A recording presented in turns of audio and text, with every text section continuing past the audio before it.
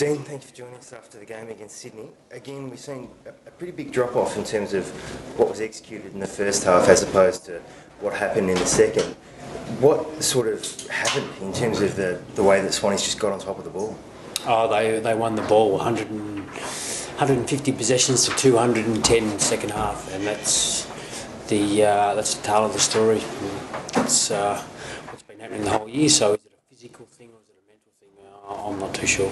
Where do you go about addressing that sort of dilemma of whether it's physical or whether it's mental? What's the first step that you take in terms of determining that? Is it looking at footage or is it talking to the players who've played in the games? Or where do you go?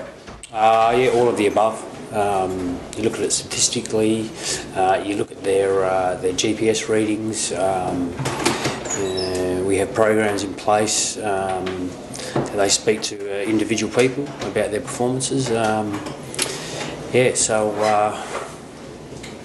With someone like Adam Goodes and the way that he plays his football in terms of being able to play down deep and being able to push up through into the midfield, at some stages we saw people like Justin Westhoff go on to him and try and negate him to a certain degree. How do you deal with a player who has so much versatility in his game? We didn't put Justin on to negate him at all.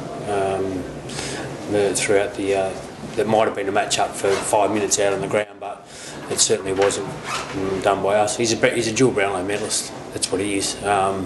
Very talented player, and runs and works. He's got a really high work rate, and the Swans did for over 4 quarters, and our guys couldn't sustain it.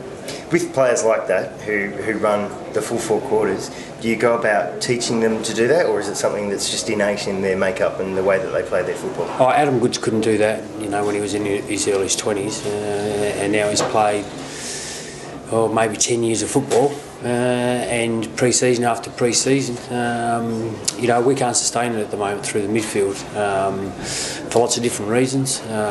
Trying to get Hamish Hartland playing more in there, and Robbie Gray more in there, and a lot's being left to Travis Boak and Matty Thomas. I thought Broadbent had his best game for the season tonight.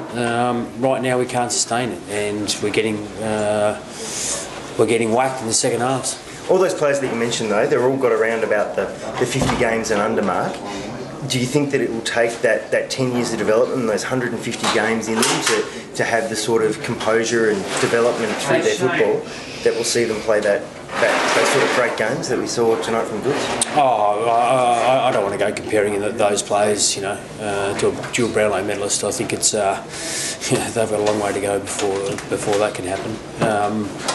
Takes time,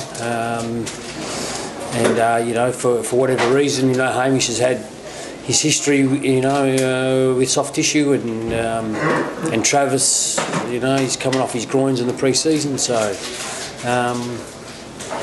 it's not a good position to be in. Dean, thank you for your time. Thanks.